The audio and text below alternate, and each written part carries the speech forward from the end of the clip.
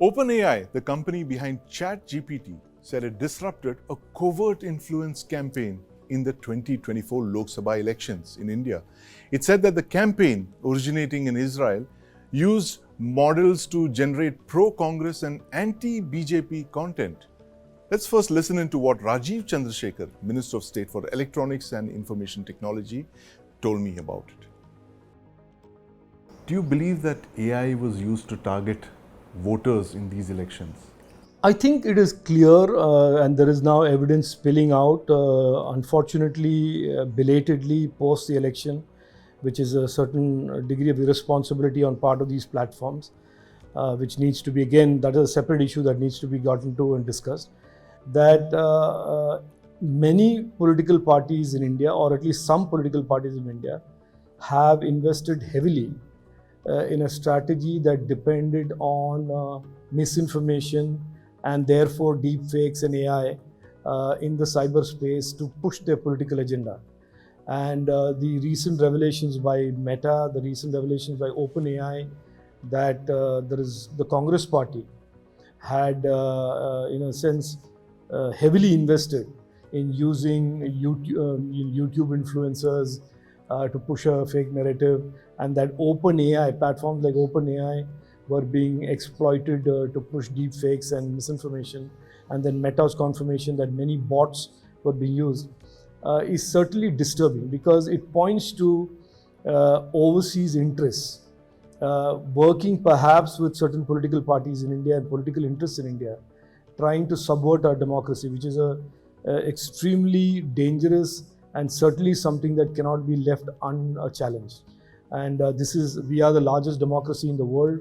We have almost 66 crore, 670 million Indians who went to polls. And to see that there are these types of technologies at work at a time when 89 crore Indians are connected on the internet, we are the largest country that is a connected country, is certainly disturbing. It is something that we had flagged many months ago. Our Honorable Prime Minister in the early part of this year, in January, had pointed to the risks of misuse of deepfakes and misuse of AI. And I think the Congress party has proved that these fears were not unfounded. And it is an important issue for all of us to be worried about, as journalists, as public servants, as normal citizens who are engaged politically with their public representatives, that this is a very, very disturbing phenomenon. And it needs to be addressed and addressed decisively. OpenAI's statement mentions this Zero Zeno and this Stoic, the political campaign management firm in Israel that's behind this. Have you ordered an inquiry into this to see how I have said, look, it is for the next government to decide this and what will happen. And I certainly don't want to second guess that. But certainly, I as the incumbent minister, I have said today that this poses a huge risk to our democracy, and it is something that cannot be left unaddressed, unscrutinized and uninvestigated, which implies that it must be investigated, scrutinized and understood. Mr. Rajeev Chandrasekhar, they're not fully convinced by AI and Meta's version of events. And I'm joined to discuss this by Sanjay Dixit, who joins us from Jaipur. He runs the Jaipur Dialogues, and my colleague Deepak Bhadana. Mr. Dixit, welcome to the News9 Plus show. You heard what Minister Rajeev Chandrasekhar just mentioned, the fact that there were foreign interests at play here trying to influence the outcome of these elections. Did you personally experience any of this on your platform, which runs on YouTube? Definitely at the receiving end of this, because we suddenly found, I think this was the last week of April. Right. We suddenly found our views collapsing because we had not done anything out of the ordinary. Right. And we were actually quite flummoxed by it. And we went deep into it. We found that there was something which was very strange, because in YouTube, right. You also on YouTube, you can go to the analysis part of it. Yes. And when you go to the analysis part of it, there is something called reach. Okay. Right. So I'll just open this reach part, and in the reach part, what you find that there is something called suggested videos. Okay, so Right. normally what used to happen was that we used to get about 10%, 11% was our normal percentage of suggested videos. Right. And when this started happening, then sometimes there's a dip. And we inquired from the YouTube, and they said that it's a seasonal dip, which was rather strange because Right. this was the time of election, and we were talking about elections most times. Yes. And when we are talking about elections, which is a very high, what should I say, a very high audience-generating Yes. activity. Yes. At that time, a dip is not expected. Okay, so we thought initially, okay, IPL is going on, so some audience gets diverted to Right. IPL because we also have a very young audience mix. Right. But then when it persisted, then we went and started looking into our analytics. And we suddenly found that the suggested videos had completely dropped.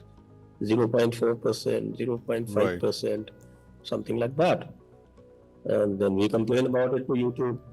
And then they again said, no, what has happened is because your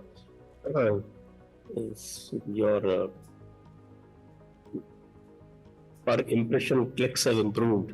Right. That's why this has gone down or something has happened. But we did sense something fishy. And then, when we did an experiment, and that was very interesting because we thought that, okay, if they are using an algo, because there was a lot of our kind of YouTubers were experiencing the neutral YouTubers. So the neutral YouTubers were experiencing this, and we were talking to each other. Then I did an experiment. I said, okay, if there is some kind of an AI algo has been done, then we started putting negative titles. Right. Okay. Modi not crossing 400, or Modi not winning the election, or something like that. Right. And lo and behold, those titles started doing well. Okay. So that was very interesting. And now, as soon as the elections were over, there was again normal kind of activity. So this whole suspicion, it was only a suspicion. But now I have what is called circumstantial confirmation. Circumstantial evidence to suggest that, it's only deeper investigation that bring it out. Otherwise, it is still in the realm of speculation. Right. It's, but quickly, Mr. Dixit, one more question before I ask Deepak this. But what the minister suggests is that, apart from what you've experienced, the algorithms that have kind of, manipulating the kind of traffic that comes to your YouTube channel, what does this suggest that, there are actually external actors? He's been very specific in talking about foreign governments, possibly corporations, possibly both, who are trying to influence what Indians consume, the kind of news that they see, especially when it comes to their platforms. This is not the first time that we've seen this happen, but I think it's the first time that we've got some kind of evidence to proceed on this. Do you think that this is going to be a trend increasingly as, you have a government that does not necessarily agree with the views of, say, certain Western countries? I can say for myself, because I have been exposing Christophe Jaffrelot a lot. Yes. Christophe Jaffrelot, he is the anti-India head of all operations. Right. Globally. In fact, whatever you hear coming out of the Soros gang or out of US, it's all first incubated at Singapore, at Jaffrelot's lab. And these people actually, they had a conference in Stuttgart, I think about 2 weeks back, where they specifically discussed the Jaipur dialogue and said that, okay, these kind of Hindutva channel, Hindutva spelled with a double O.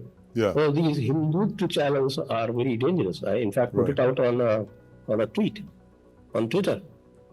And people were very interested in what's happening. And this gentleman, Christophe Jaffrelot, who indulges in all kind of anti-India propaganda, is also very close to the Gandhi family. Right. In fact, this entire narrative about caste, the caste divisions, the caste census, it's classic Jaffar law. If you read Jaffar law's writings, you'll know exactly where this is coming from. Right. And because we particularly have been exposing Jaffar law and his gang, it is quite possible that we are on the radar. Right, absolutely. And I'm going to bring in my colleague Deepak Bhadana here on this. Deepak, our platforms, our rules, is that how you look at it? Where you're looking at conglomerates today in the multiple trillions, their valuations are in multiple trillions.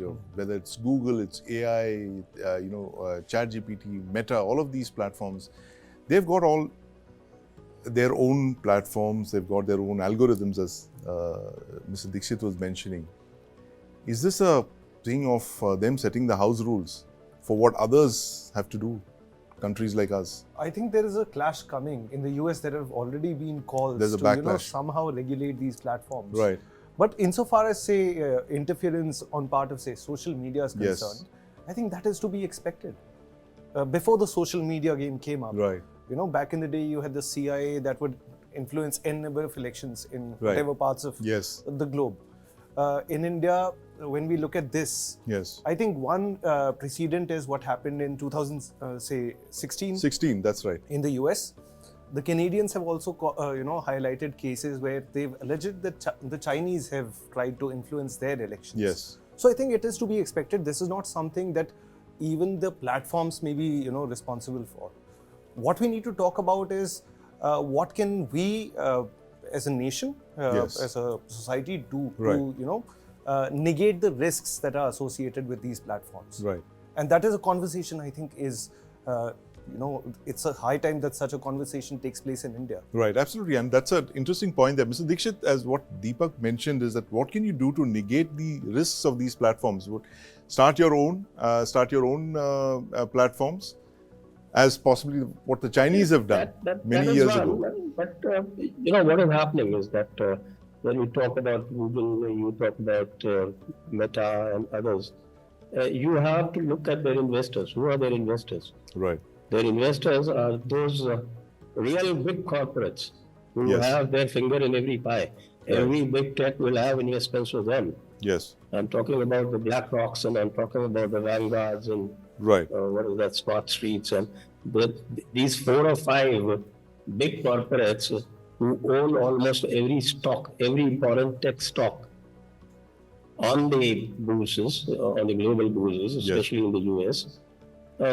They are the ones who control everything. Right. The reason they are not able to control X today is because they don't have any stakes there. Right. It's completely Elon Musk owned. Yes.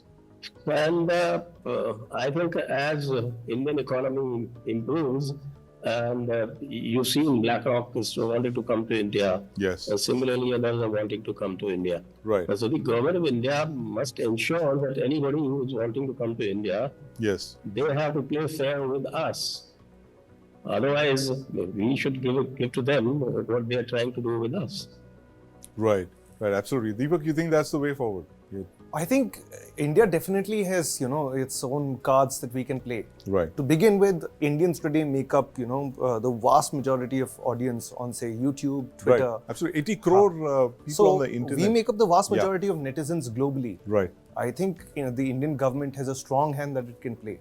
Right.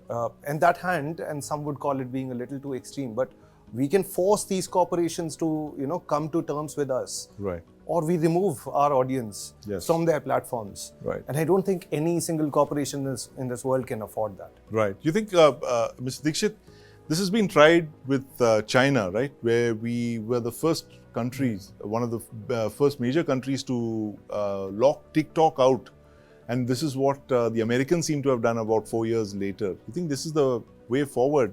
More aggressive government, which takes a not so... In fact, this has been hinted by the Prime Minister during the election hearing. Right. You've seen that he has flagged this issue. He knows that the Western interference is there. Right. And we have been flagging this issue at Jaipur for a very long time. Yes. And I think we were probably one of the few ones who ran a full program on how the deep state operates. Yes. And we are also aware of the schisms within the deep state, because Soros is also a part of the deep state, but he is Yes. now a fringe. Right. Right now, what Soros control is only is less than 10% of the deep state. And Right. the 90% part of the deep state is interested in India. Yes. They're looking at India as an opportunity.